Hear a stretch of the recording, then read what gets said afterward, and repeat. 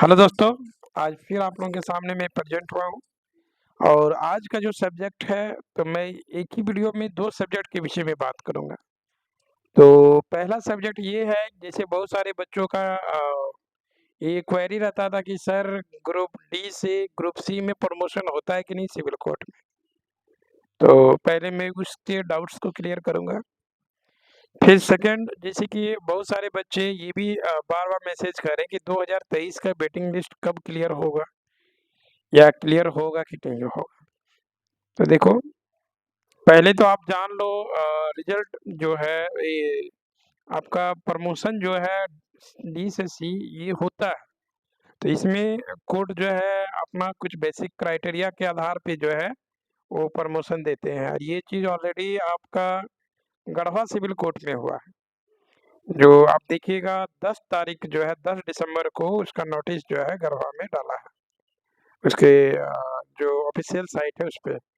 और मैं अपनी कम्युनिटी टैब पे भी वो लिस्ट जो है वो डाल दूँगा या जो अगर आप लोग मेरे से टेलीग्राम से भी जुड़े हुए हो, तो मैं टेलीग्राम में भी उस लिस्ट को डाल दूँगा। तो आप लोग वहाँ पे जाके देख सकते हो और डिस्क्रिप्शन बॉक्स में मैं इसका लिंक भी डाल दूँगा टेलीग्राम का, तो वहाँ पे आप लोग जॉइन करो, बहुत सारा इन्फॉर्मेशन आप लोगों को मिलेगा।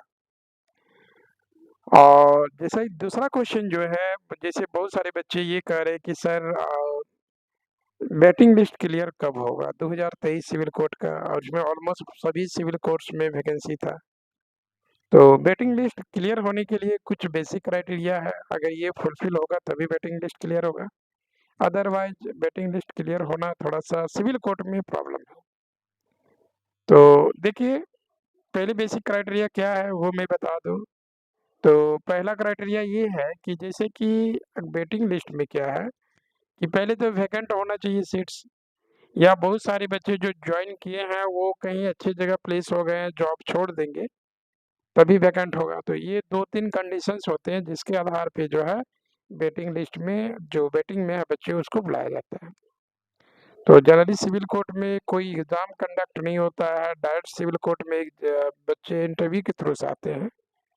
तो बहुत ज़्यादा एक होता है कि एग्ज़ाम क्वालीफाई करके आते हैं तो उसमें होता है ना कि वो बच्चे अगर ज़्यादा मेरिटोरियस हैं या बहुत सारे ऐसे भी आप देखिएगा रेलवे ग्रुप डी में बहुत सारे बच्चे जैसे बीटेक करके बहुत सारे बच्चे मैनेजमेंट करके उसमें जाते हैं।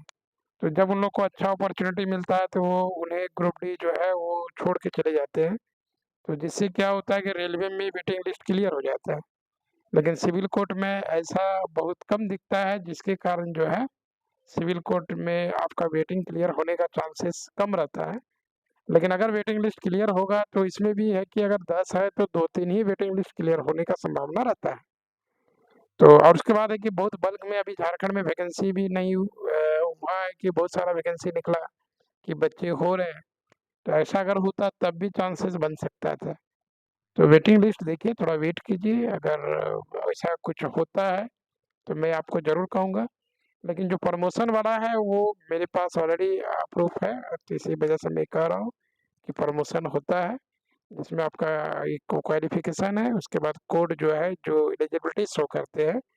जैसे कि मान लो क्राइटेरिया रखा है कि वो एक होता है ना कि इंटरव्यू कंडक्ट कराना या कोई वैसा डिपार्टमेंटल एग्ज़ाम, तो वो कोर्ट पे निर्भर करेगा, जिस हिसाब से वो चाहेंगे उस हिसाब से प्रमोशन होने का चांसेस रहेगा। तो यही जो है, लेकिन अगर आप लोगों को लगता है कि ये इन्फॉर्मेटिव वीडियो आपका ये चैनल है, तो आप लोग ज़्यादा से ज़्यादा शेयर करो, लाइक करो, कमेंट करो और सब्सक्राइब करो, जिससे कि हम लोगों का भी मोटिवेशन बना रहे और मैं आप लोगों के साथ जो है ज़्यादा से ज़्यादा समय इस चैनल के माध्यम से बिता पाऊँ। चलो दोस्तों, थैंक यू।